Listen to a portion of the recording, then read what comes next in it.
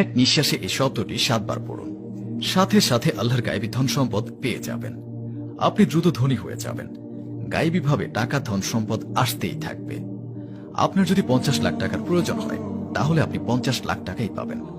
এই আমলটি একটি পরীক্ষিত আমল। এই আমলটি আমি একজনকে বলে দিয়েছিলাম। সে আমার বলে দেওয়া আমলটি করে গায়েবী ধন সম্পদ লাভ করেছিল। আপনি এটা দিনে অথবা রাতে করতে পারেন। আপনি চাইলে ফজরে, জোহরে, আসর, মাগরিব, এশায় যে কোনো সময় করতে পারেন। এই আমলটি আপনারা চলতে ফিরতে, উঠতে বসতে যে কোনো সময় করতে পারেন। তবে বন্ধুরা, নাপাকি অবস্থায় অজু ছাড়া এই আমলটি একদমই করবেন না, বরং পাক সাফ অজু করে এই আমলটি করবেন। আপনাদের যতই ধন সম্পদের দরকার হোক না কেন, আপনারা একটি কথা অবশ্যই মনে রাখবেন, আল্লাহর দরবারে কোনো জিনিসের কমতি নেই। আপনারা আল্লাহর কাছে যতই চাইবেন, আল্লাহ তাআলা ততই দান করবেন ইনশাআল্লাহ। তো বন্ধুরা, কি করবেন? যে কোনো নামাজ শেষ করার পর আপনারা এই আমলটি করতে পারেন, অথবা যে কোনো সময় বাসায় এই আমলটি আপনাকে করতে হবে।